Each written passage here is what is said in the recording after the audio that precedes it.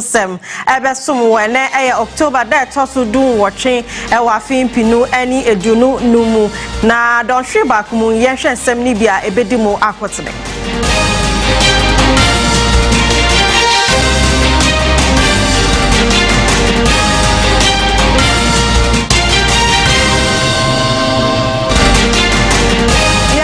Fifni mantem na Konyaku Water Works o mebie na so pipe eba no timemfo se wo mo entumi enum nsuo no edi encha o msi ndro ne yede danda nsuo ne ni no eyade a edoso dodo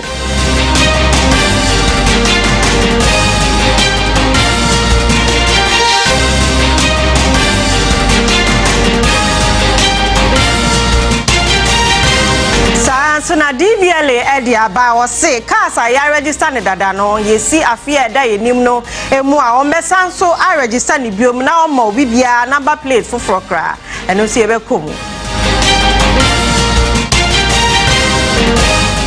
enche okopie mu ewo Empoho Senior High School na eba ne se school for no edi o mo mattress atofem a mo da so esanse mpa eni ho ene mra hyebedwene no edi mpa be ye dionum edi akwa akomo mo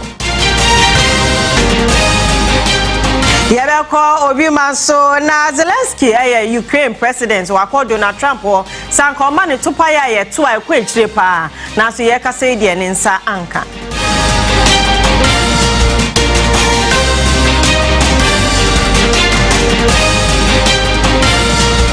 Ensema hodo akawe ho na ye de babesomo ewo prem so breka se ne so kan hu se yedemu ewo Facebook Onua TV ko like ma me wo share no so ebi also fa comments no ebra kan hu se Onua 95.1 FM so ebi twegu ewo ho no midin edi nana efia ofoyiwa ye nhye yensem no ase encheye enebeto oja se Konyaku water treatment ehono omatumu ni nyina ni se nsuo a omodanda eni no nsuo no na emu aye fiye pa galam senti nsuo no eni no na enya kono na ejuma mudi no nso na cha se eyade a wo se ko eni mo pa nei yebie okopie mu ewo mfimfini mantamante memfo se ewom se nsuo no yebie de na so wo mu entumi nom entumi enfa bi enwe aduane die ncha wom se ndro ne yede danda nsuo no eni no eyade a edoso dodo Babia mejirei Konyaku Water Works eno ewo Aguna East Mensinimo o my Ghana Fifine Mantemu se yetiefo ebekaya na boso mienu rie ena beto dwa se anya ade a Konyaku Water Works betumi ama omafo no ensu ena musuo a ekwa atwe ewo Fifine Mantemu na ne ekofa wenyina ba ne se won kire se efumagudi a yetu no kwambone so ehun sunsuanso ena nam so a enei wontumi ema omafo a wo Fifine Mantemu ensu nyina se wodoro ba kase a atwe nsuo no eyade a atache ahyemuma ene se obetumi amamafo no nsuo a agese woto obo ase etete uyiye ene abeto dwa se Konyaku Water Works ahyase a wode ensu ema omafo no eno ane ye bisa se aso woka se obetiti nsuo no wona te ana se adwuma ben ene ko so a ene watumi ahyase ema omafo no ensu asembisa bi mu se Mercy edura wo kaye ewo su a eho kwa atwe ewo Fifine Mantemu no ayade a Mercy edura nyina na wahyase enya nsu ana se efa baabi ana yedi ensu no ema wo ye bwana de pie mu Konyaku Water Works nke ne penifo ebedi enkomo na so wo kira yen se enya ade a wona wo ha no betumi ene edi Fifine Mantemu group no mo ana obetumi ene edi penifo a wo eda Ghana Water Company asementi Konyaku atise monteso anya mafo no edi komo ebisa won se ene enso wonsam ewo Aguna Konyaku ene mpo Fifine Mantemu nyina no sen ene sitie enso no eye basane de ande wotu de sefia de wa statuma wa pompa kroma de enso eba bibia Timunya nsuo pa atisen motumi numbi eni aye fita yentumpo mfa ye duba ye bla nsu ho ansa na yenya tempa mo chomo hwe ma ye kakra ye ble biane se ya topia watane de ye duba no ye kwa an kwa ye wontume no nsu ni bia watane ye to na wo ye bi ye duba amika se ne dos nsi ya no ye de ya de ne pia watane ya na ye What's machines? The boy, no, we are watching the film. Am I in a but it's here to buy it. Am I in what's the one much that was it? And I say you should be a drama, and say that. But you say when you will film Kakasa, first one now will meet you. To make a set. To see idea. Midday Adi Joseph Kobina, Onua TV, Aguna Konyako. Free Infinity Mantem na yenko ensemfu from na Driver and Vehicle Licensing Authority DVLA omodi abasa afie da yenim no January da etoso ba ko mbehya ase na aka ya register ne dada no ma sanso a register ne biom ne de number plate foforo de ama woni a womo ebekwa kwa register omo cars no na womo kira womo de niama tronko kra na eba bebo number plate no enim. We're certain Ghana agenda, Ejumedi and Neoman Penny Sinani Eswono. Driver and Vehicle Licensing Authority for us to do Mubipa. And Sentian, Omodan Shaya who drona Negua Quem. I am such a Yahoo Dropi, said the Bay or Mujumedio Mu ADA, Edia Sum, additional more my Ganam Hasino, Ebeko Jojo. One more Echumu essay. Such a Shaya for Flower Mudia Guaquemuno. One more Eden Shaya Bia no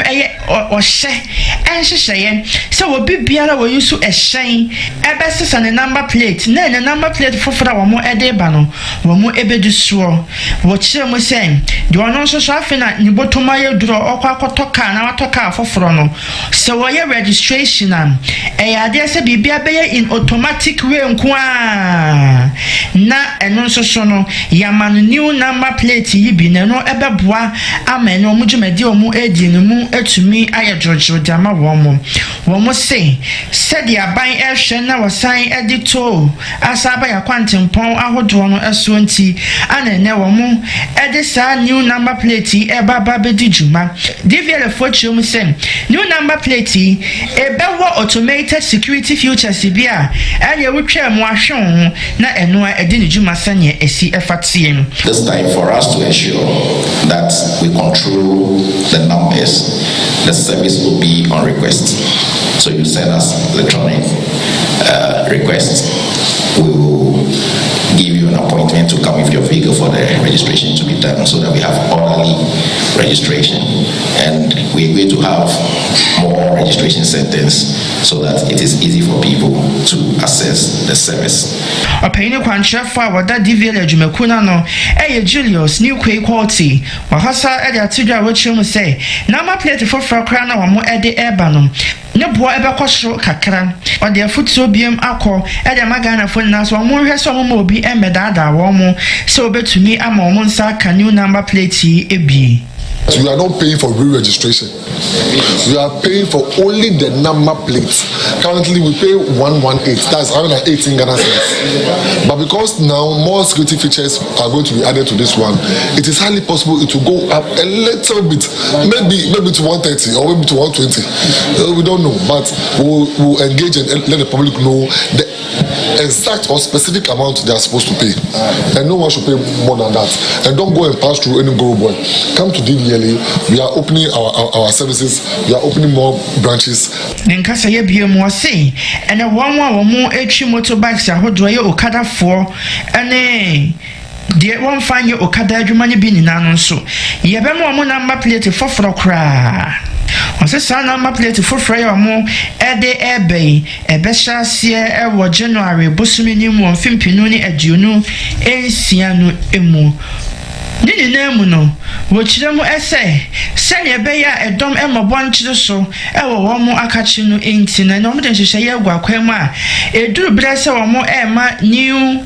number plate na One more register more cars that are more number plate than so when you are renew the roadworthy certificate now and no slow bid normal day amano a yet number plate for free or more aircar and home assembly.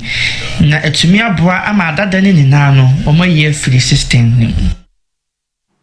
Yanto aso enche kra kopie mu ewo Mpoho Senior High School a ababe toja se na nyama bebre enkoye ewo honom nti emwa ema de kire eni adesuansem enko nanim na beye mfimienu ni ukopie mu wo honom a woni awoko boarding school no wo mo de wo mattress na egugu fem omo da fem die ncha empa no enhyeda endorso wo honom ene ye kasa ya mrahebedwani a wo ho ede mpa beye dunum ede akwakocho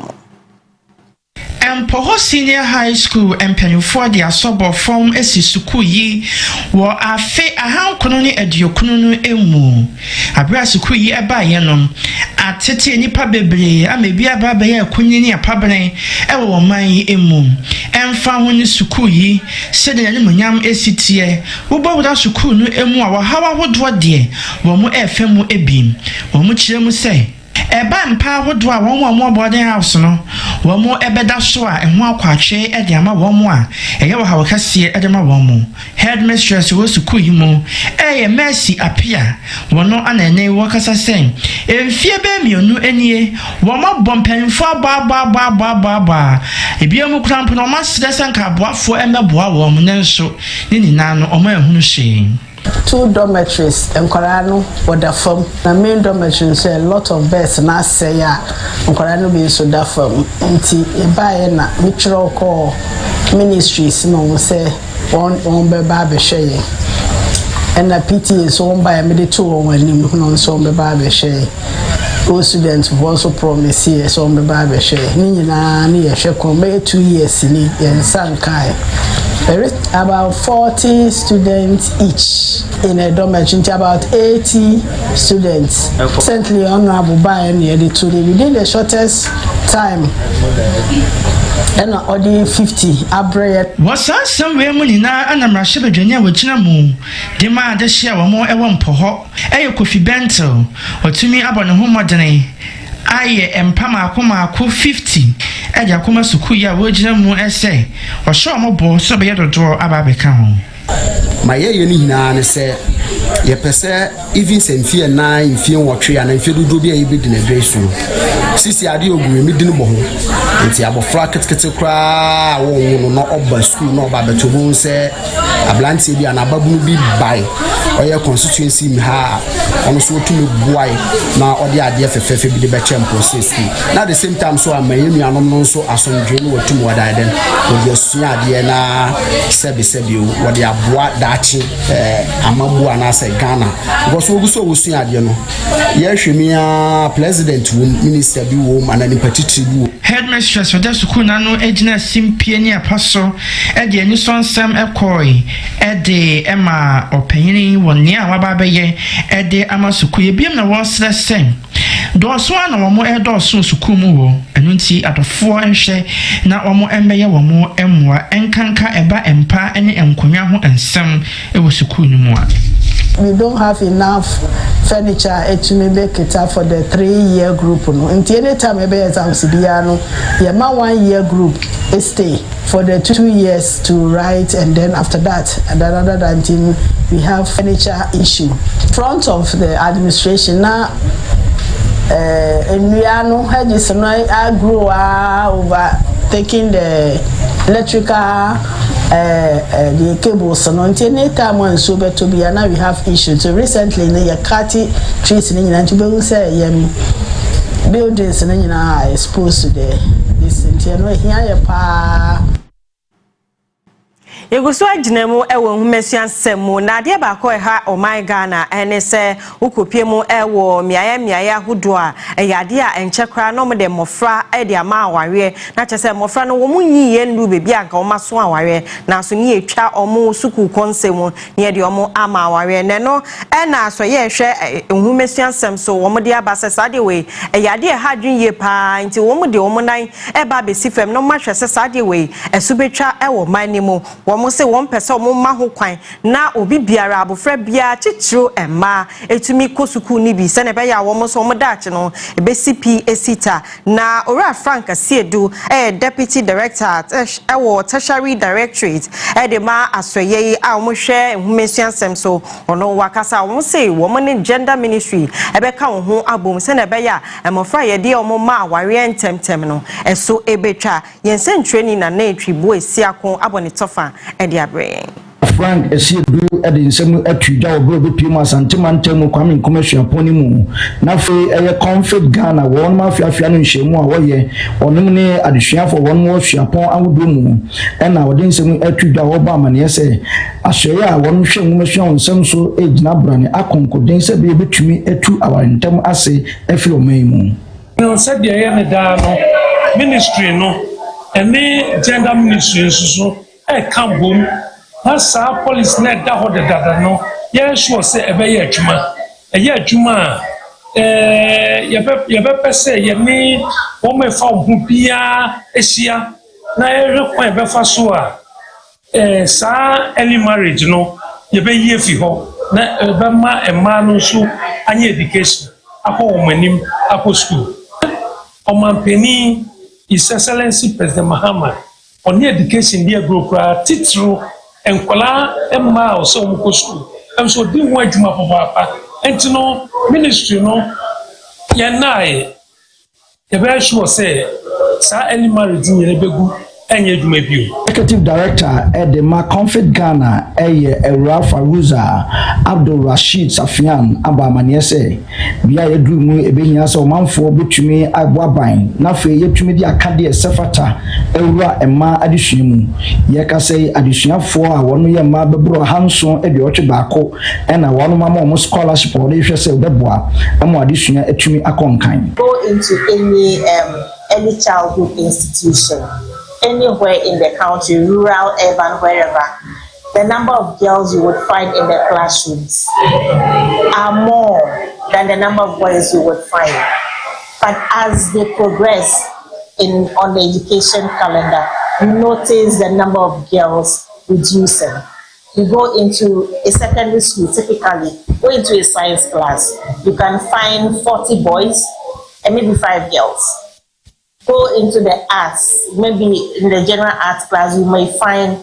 the numbers balancing. But you go into the sciences, it is not the same. You go into the universities, and it's something else. Into the world of work, and you find the women are at the entry level. They are not even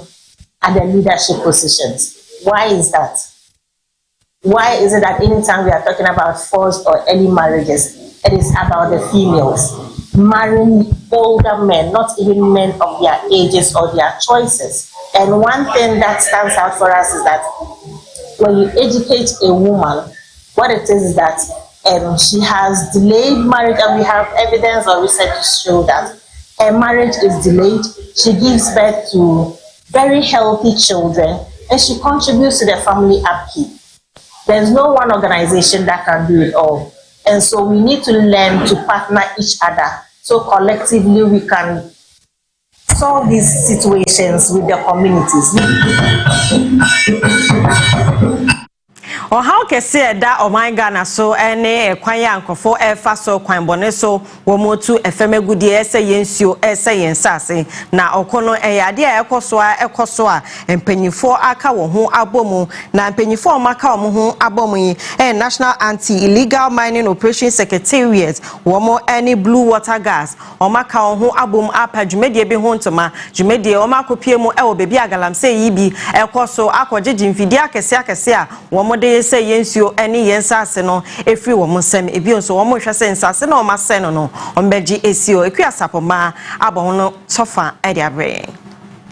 Asiaya washa ensase ene enwo adododio so aye ne sesa de galamse ekun yi eda aban no akoma so na da asoye na akoma so na san da Ghana fo nyina akoma so nti no ebra no bia no ba bia wokon no akwakodru no wode beba abetudwa ama Ghana fo ahunu de eko na ye kasa yi wo mo afre esentrofo enhia mu abrobro na wotwe mu dwumade ahodo a 9 mos ena afe blue water gas fo yi ediye ewo apoye mantem ena afe atoye mantem pani a wakasa edema asoye yi eye ama mawusi na sei ena wobrobro nsam no sade operation no ekọ so ewo eye mantem mienu yi eso. While the blue water guards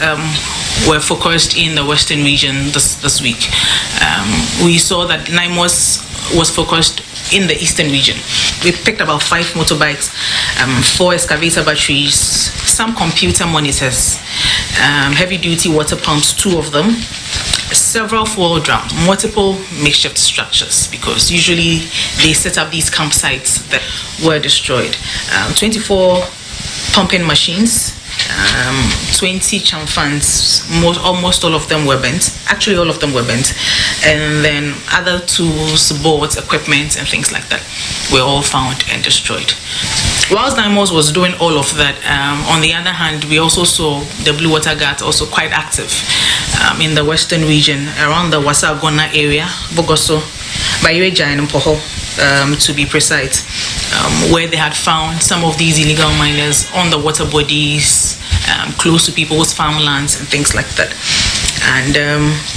around the Takwa and Swayem area as well, near the River Bonsa, they also found a few incursions in those areas, and they were able to clamp down on all of those ones. Mawusi asai eche mu se eye no wo mo ekokodru site ho no mo ne wo mo a wo mo ye galamsey yi agi ebum no mo dwane je wo machines no ehwo a machine no de Ghana betimi anya so emfaso no wo mo efa de eba fie na mo de ye ho hwe a enye yie no eno ne de wo mo esai ne kra. Some of the time,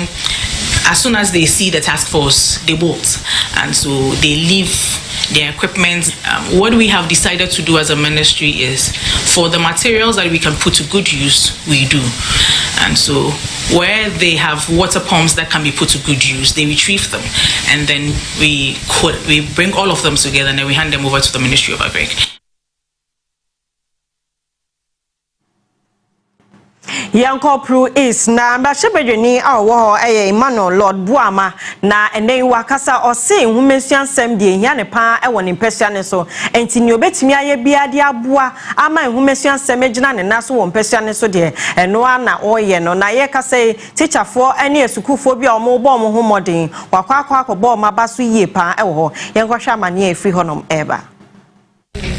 Wajumedi Osunku a ekọ so ani Regional Education Directors and Afabemu mpenimfo ebobo pinimu ohobia Pru East Mrashebedwani wojina simpiani apaso eden sama hodo atudwa ekoma achechefo wo modern boy na wo mo ebo amadusua ho nsem mpatam honom etumi afa na ntomapa efra achechefo anase wo mo di dwuma ewa adusua so ye nipa enson nene yetumi ebo wo mo abaso a enye ebi enya motorbike ebi nso enya Sukochia afe kasamfonini abefo kwan so de yakora ana afe da de ponko ana sika ahodoom Mrashebedwani eto aso de tudwa wachire mu se sa ayeye die enya fefedie ya waye wo yesene ebeya ebesha churchfo enkuna na tumi aboa madusua ne ade chero nsam wo mpatam honom no etumi akoye. I am establishing a scholarship program specifically designed to attract and develop the next generation of teachers from within our constituents. This program will provide financial support to promising young people who aspire to be trained as teachers and are willing to commit to serving in our communities upon graduation. However, recipients of this scholarship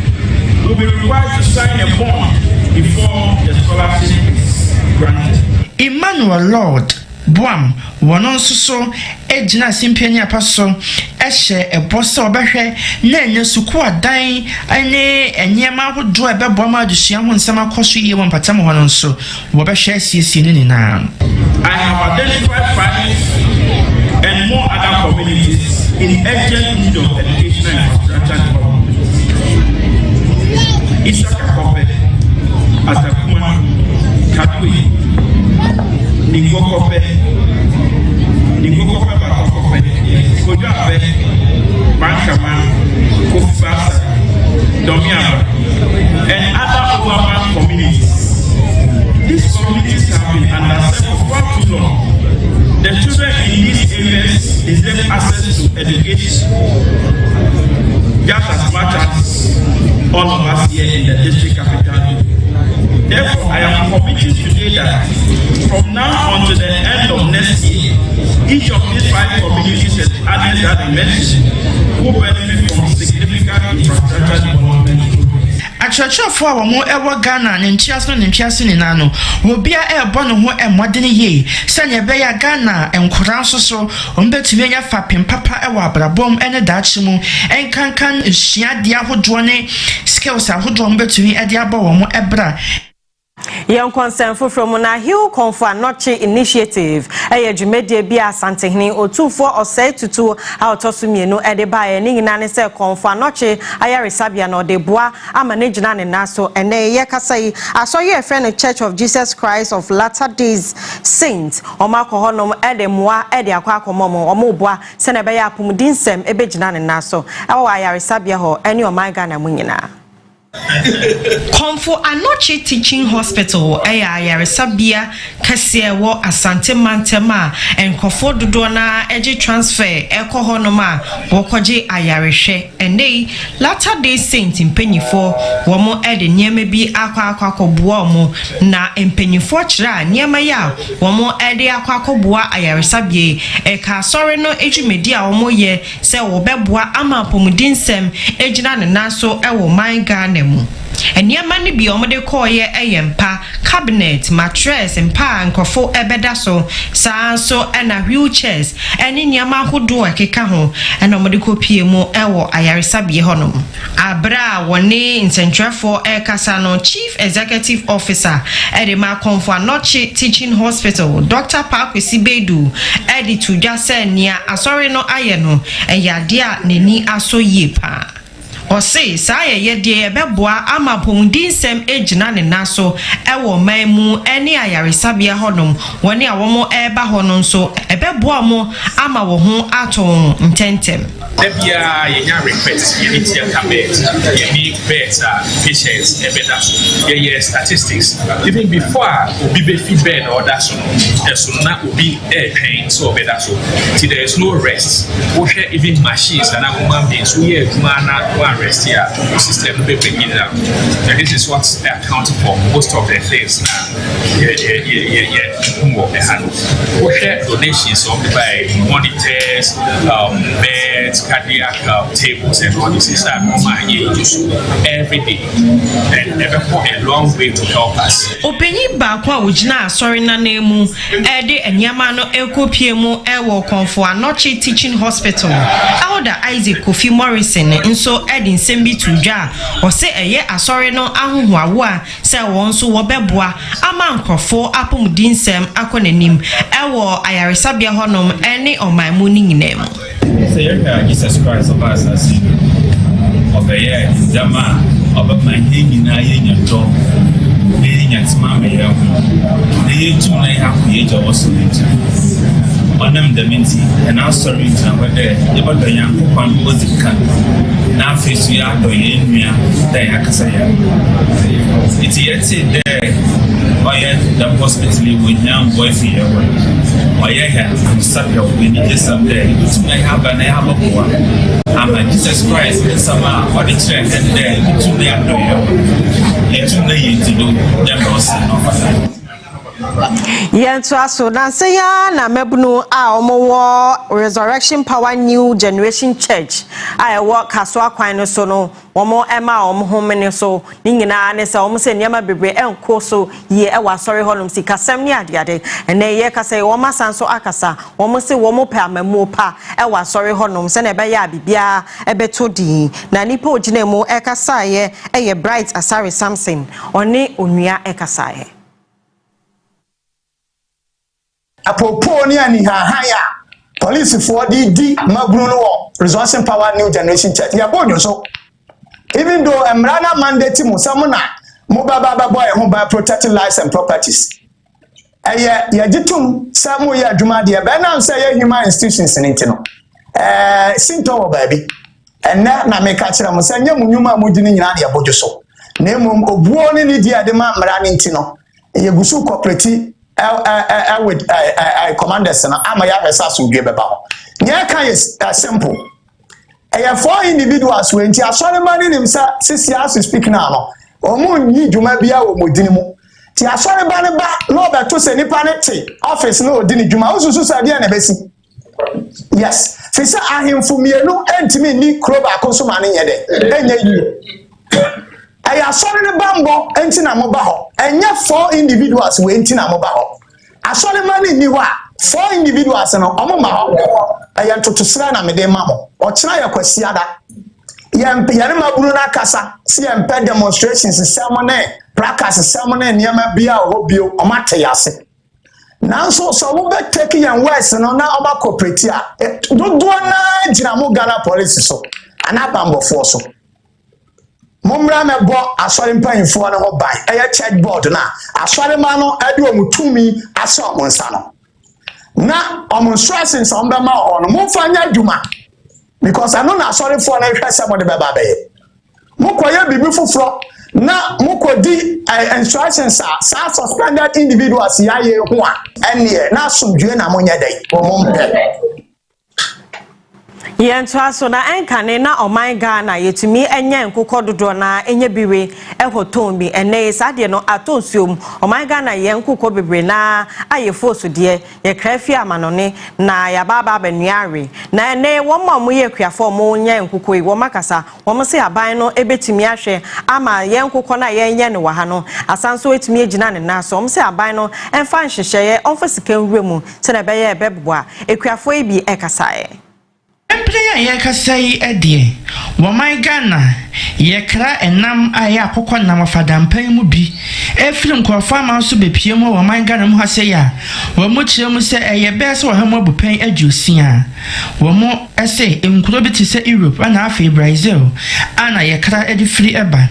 Womo say, Sa Afadam Pema Hokonamia Yakra, Eddie film called Farmer Sube Piemo, Woman Ghana Muhaseno, and Magana has a warm Muya Pochi farm. Wamo ejumedie entumi enkoso na eno krampo no enhye wobi mposo amfa ne sika emfa embewura wamo jumedie wamo edi no emu wamo Ghana ha wamo eye poultry farmers no echiemu sen sene wokɔ adwaman so a wofadam pem akokɔ nam ya yakra free Brazil ni Europe no aman hodo so bepiem wamo Ghana mu hase no ebo no ye fofo a emma wamo de no yento poultry farmer ba ko no so ye fe na Anthony Befi ana wo koto asese sanka ban ni betumi aboa wo mo na wode niam ahodo bebo mo mujumedi o mu edie se enkokɔ nuane ene vaccines ahodo ene mfidie ni akade ahodo mo de bedi dwuma se Ghana kuafo a wo mo eye poultry farm yi bia anka bebo wo mo ye pa biom nso eto ahodo bi ene sikasem bi ho ensensem wo poultry adwuma ni mu no sanka ban betumi ahwe na watete eso no be ma anye enkrofo do mo sika ababa bewura mu na wo mo nso atumi atre wo mo dwumedi a wo mo edie ni mu ensem say and your more say you go home when you kase enka abise aman say oma nyene because anule ekura oma we invest into farming ipa onkra equipment in free abuchire say ebebua omu ye ekuafo na omu ye farming yen de kemia say abano emoyi loan without interest yen intra na emoyi because I don't know if my boss said, "Uba cry, I will free abuchiraba." You go so demo e Facebook and so Onua TV ko like mama wo share no so e bi so for comment no ebra e be hwe say me pemu ye betimi akenkan e dia ma ye gina we so ne ye twan ho aba ye ban 7 no ne aka no emu ehwanyi ye pa me so enko bebia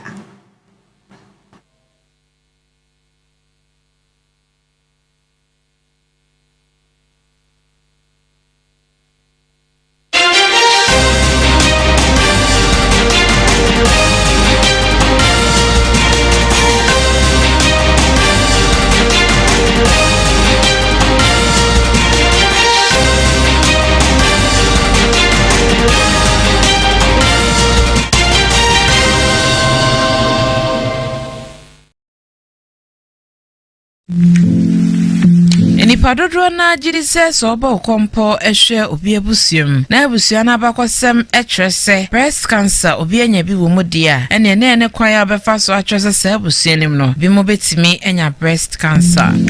amane bododo na efa nipa ene wahwehwe mu enwo se wanya kokrom ewo no fomo no ya na ebi wo ho a emfa abusua abakwasem okra ebi mo ho a ewo mu se abusuanim emma ewo mu bi etimi nya breast cancer dia ene na ne pompon so abetimi nya bi wanimu eno sa na ya no ha mu twetwemu ehwehwemu ayenkyechemu dunum ena se abusuanim ebetimi ahwese nipa ewo mu bi betimi enya kokrom eto no fomo ye breast cancer.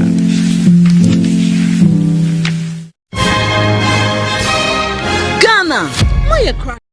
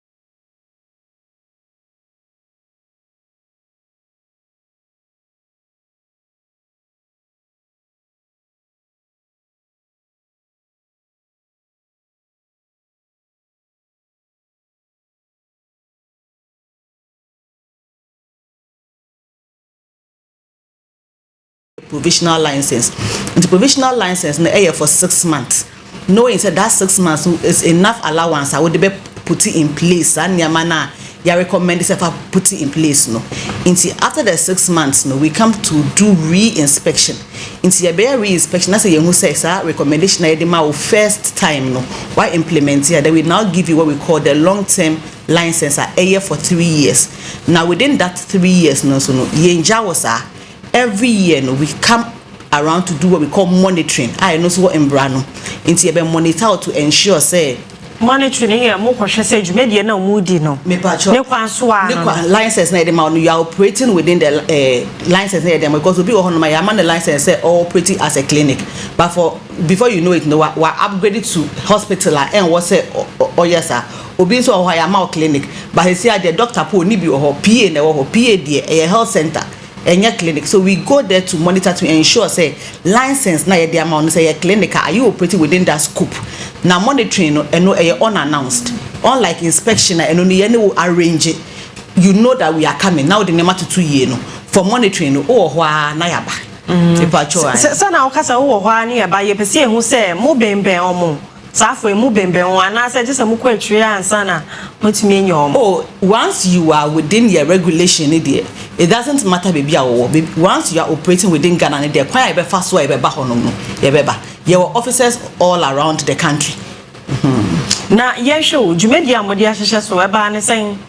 na amodi sa dwumedi ahyehyɛ so yenim sɛ ma yebi won kan ha sei makwa asante mantem nso eba ne sen pacho yo posha medase enti no there's been a new leadership ewo Hefra under the leadership of Dr. Winfred Koleteba or say nipankwa ba kope enti no yent nase Emma amanfo emfa amanfo enkwa ana apomodinsem endiagro enti no we facility anasa we obi a opese we operate any health facility e was say ye hunia ekoso e wo facility no just like embrane dia mayen e pese ye make sure say nkofo e was we use e was a facility no in terms of professionals you are using the right professionals you are not using quacks in your facility e pese ye say quacks ni ye nia wan ko school ankonya krata wodi ye adwuma me pacho na olonga sa friend who say doctor na say nurse me pacho sa pepe almost ye quacks na ye no we don't have and determine the or your quack ye ba facility na na nipa ne say or your doctor all we are looking out for ne say our krata ana accreditation from the Medical and Dental Council IAPIN actually say ampa or your doctor na nti betinya ba say school ni kwa wako awa we be also a doctor but once Medical and Dental Council ma will pin say you are supposed to practice in Ghana wo yen hefa your register mo de you quack sanso na we nurse na say Nurses and Midwifery Council ma will pin ya wo ye honum no we quack sanso na ye ba aside of professionals no so no in Brussels say yen hwe equipments na wo use wo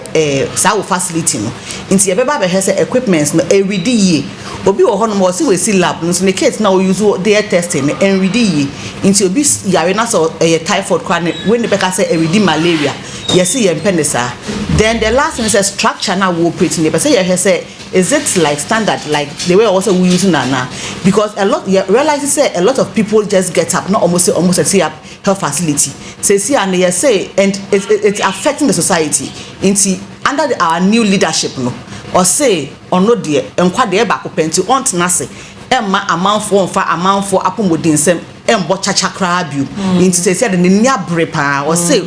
ono ne mission is say no license no operation you do need license on penny ema wonye djuma nti eno na ye nyina ye boa na mana succeed yo ye beba honom na se woni bi kra na opese wo sha ase a me se me pese me bie clinic e de na wo se me ye me pacho yo me da ase nti no opese o si clinic ana clinic na woka so because we have a number of clinic hospital wo mo to edunia de e de na mo sha ye sha ase na de na wo so me pacho yo wo be sha ase no first wo be call ye hefa ya call digital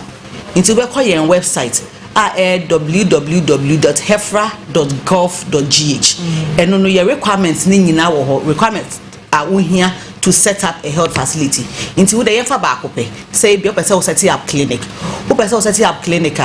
one embrana kasa e wo embranum no or say you should have what we call business registration certificate e was say wo deba e was say unya EPA certificate e was say wo deba e was say wo building structure permit e was say wo deba e was say wo fire certificate e was say wo deba na we design man nyina be wi a yes say professionals now be use, for example a clinic your requirement into this is what the board of HEFRA any minister they are to for standard for a clinic no you need one permanent doctor a medical doctor so doctor was within the credentials every year in HEFRA sounds now you need one general nurse nurse no also the credentials then we need 2 nursing assistants I was so dear no count so what's animal way in there are other things that are optional if you decide so be one lab or facility honum there then it's required so be a lab technician and a lab scientist sounds now or pharmacy was our clinic now yes so these ones are optional unlike hospital lab mandatory maternity mandatory pharmacy mandatory for clinic they are not mandatory but where you have them then you'd have to ensure since you have the professionals into that document in all the paper into the bad that is what the documents in abeba you upload it into me to me call online and your office your ministry of health on greater head office and kasawo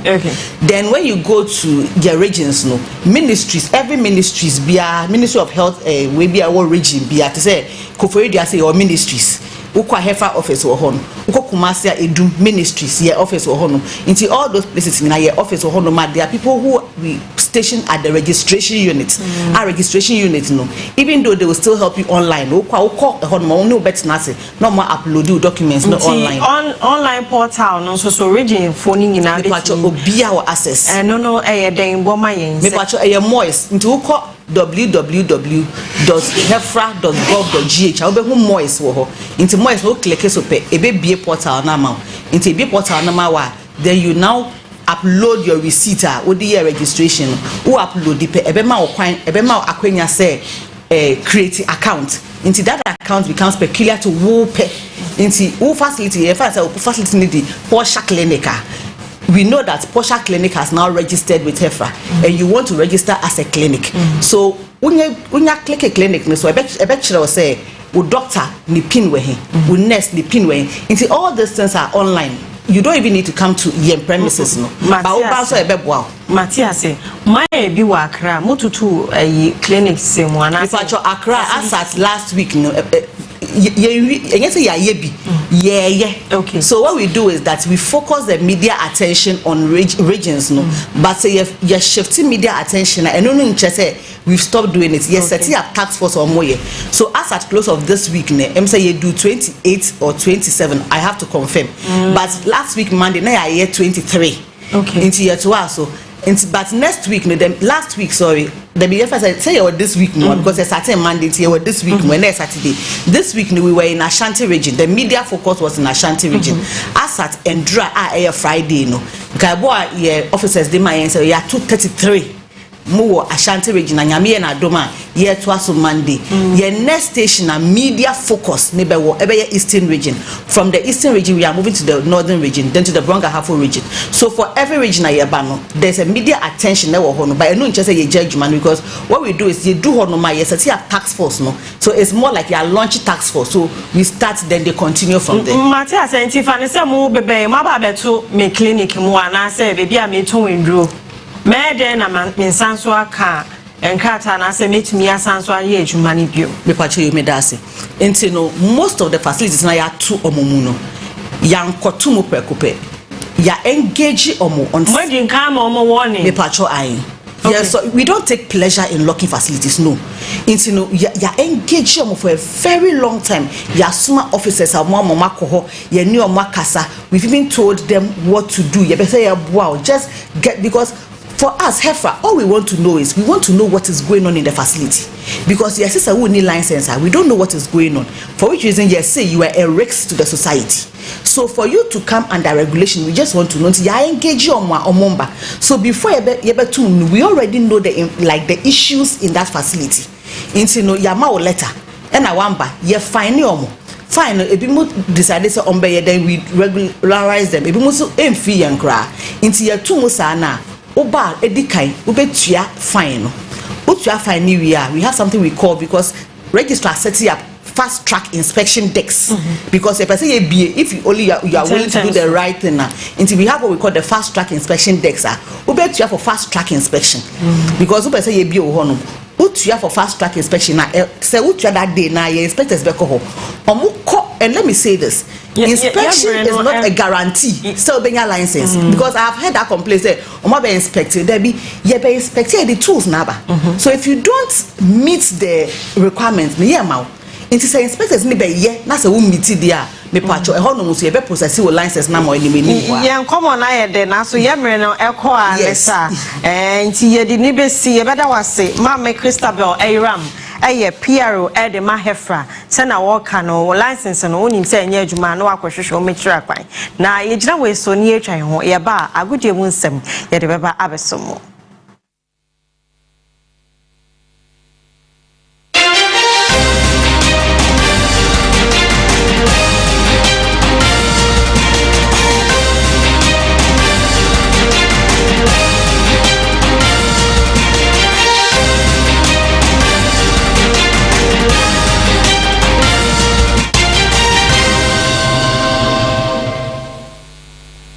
Penday Ghana Premier League live Onua TV. Memenida Bediama Sporting Club wamo FC Samates Eddie Beni Takwa TNA Stadium.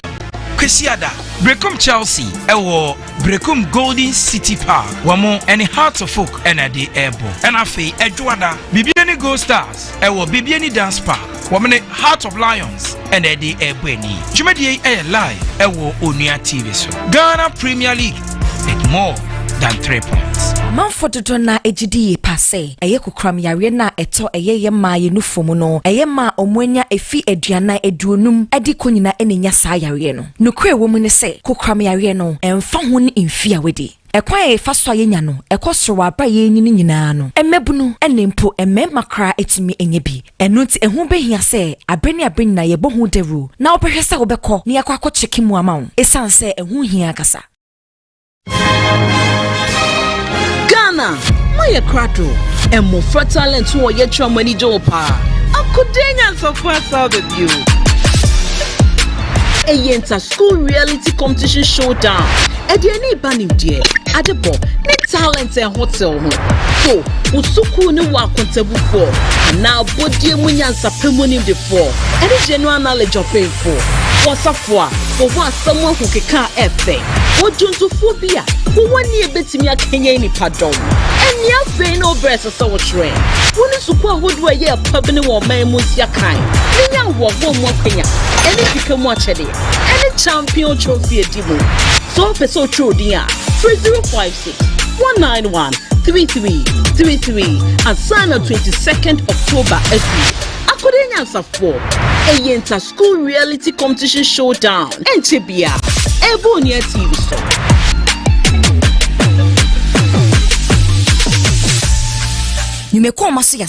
You fresh drink.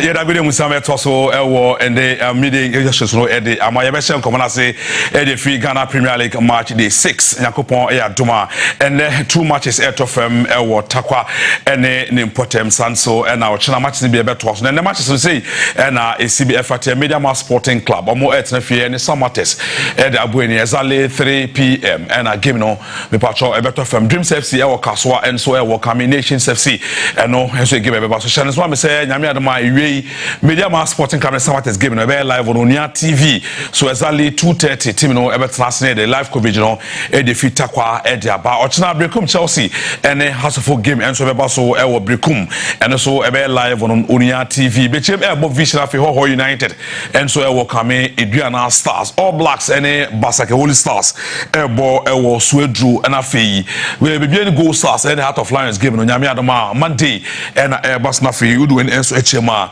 11 Wonders and so be welcome Tima you from Kerala United all the way from and the Tamale no matisa na kopon duma ebetimi ahwe na etimi akoso weekend Alex Boache Brenton the captain of the Major Stars Boboko no say game of Eko United no they are the results papa be fi hohoi e de kopie mu heldoma. Artificial turf means a park because body so far as all born the and fancy team say be artificial and as we natural ni a park ni na say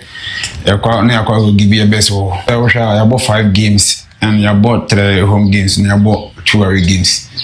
and I share goes coincide na personal mistakes na me dey coincide yes we be opponent in the can be or the other share ya mistakes na defenders na mistakes na ya coincide say guntie so ya kase ho de ho so say e be make sure say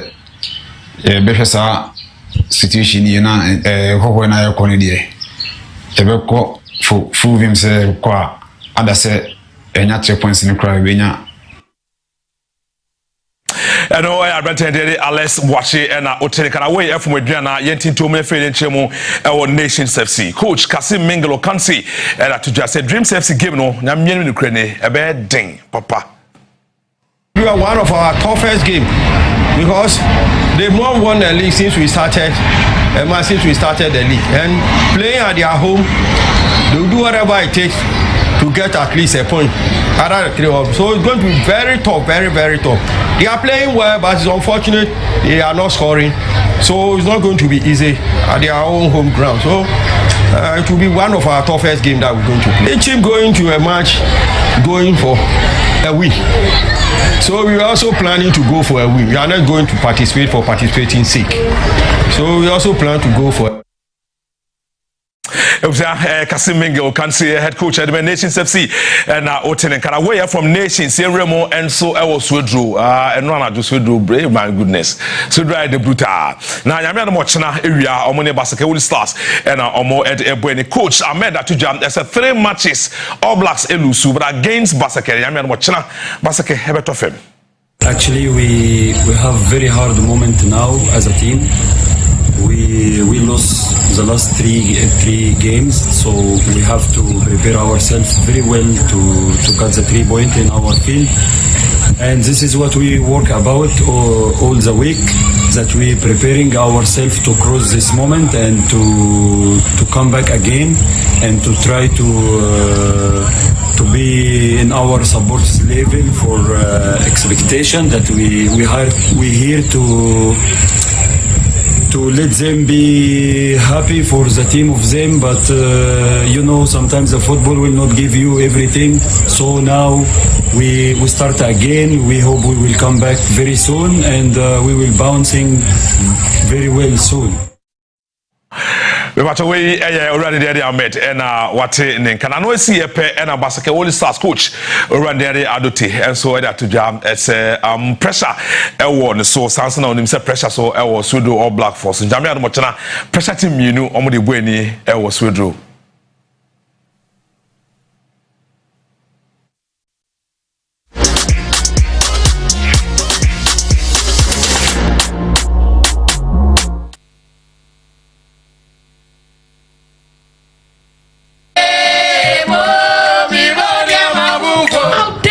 Challenge the leopard. Mamu mepia to never put up. I am Chachubi Kwamala. Nyame adoma ochina kwesie October there toso dunkru ewa fimwa and Ghana most beautiful. Afi the grand finale no ever koso na jumedie no ever koso ewa National Theatre ewa Nkran Krodua wemu. Emenum ahofefo a wo ano ate na wosanso animde ena wo hwe nebu se wo bekwa akopre sa ahemache yi na wo enum ne mono ba ko pe ene betumi ahye sa ahemache yi Jumedie no ebehye ase no wotwe enwumre na so yehwe nimu se woni a wo mekwa akohwe bi no wo betumi akontem na wo metumi atena se ansa na ahye ase Emenum ya wokwa akopre ahemache womo ene didi soyi ajoko efri Nkran ha sei sanso na etonam efri framantem sika efri asantemantem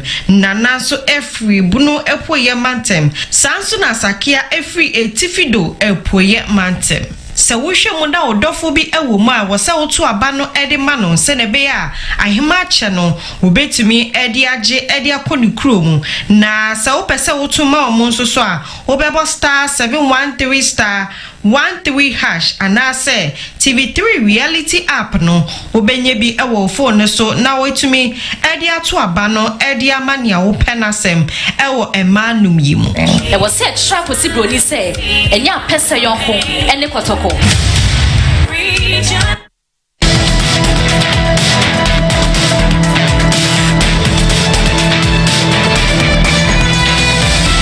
Ukraine mampenyi ura Volodymyr Zelensky ene ninipa US President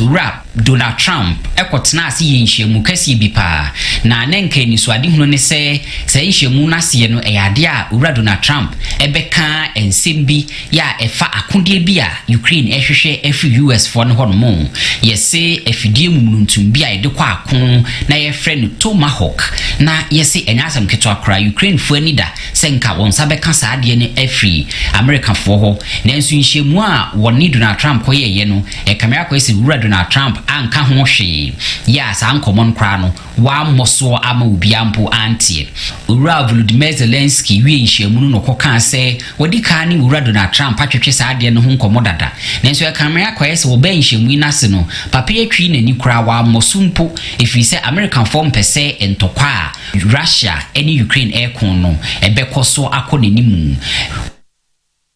Ebusia ye de nyina si yebre na kwa ne sa yada masese don hwe ba kom no muka ye ho ne de nsem esisi e wo manga na mu eni amahodo so e de edebrew misemfo eye William Siedu Abubakar Sapon eye me producer midin e de na na efia ofuri wa mo ambo yen nyina yada mase yakra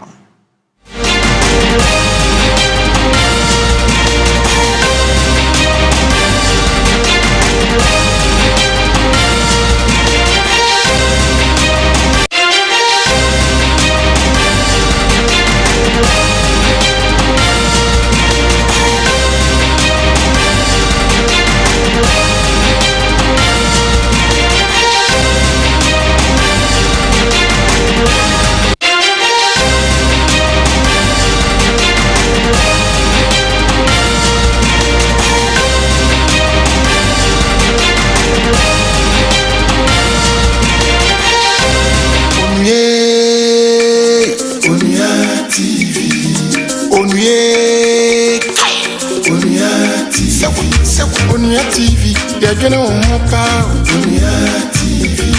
Onua TV, yadwene ho pa.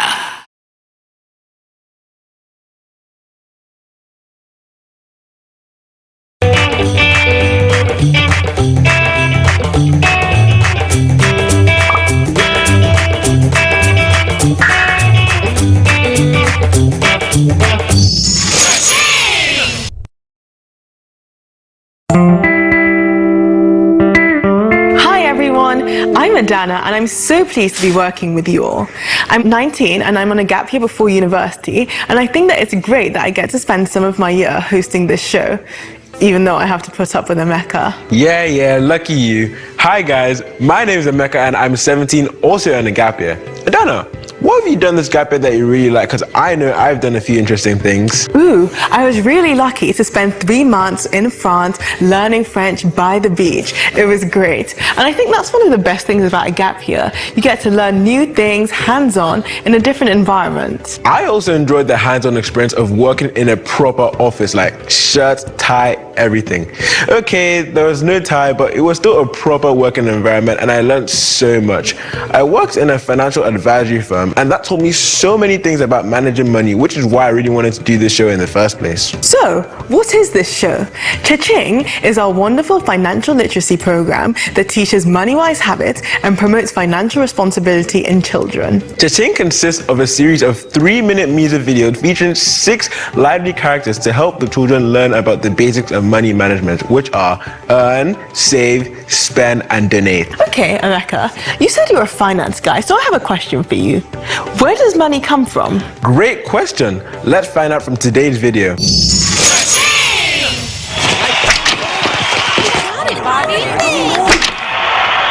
Great show, everybody. Here's your pay. Oh, poor thing. I wonder where it's been. Tell us, where does money come from?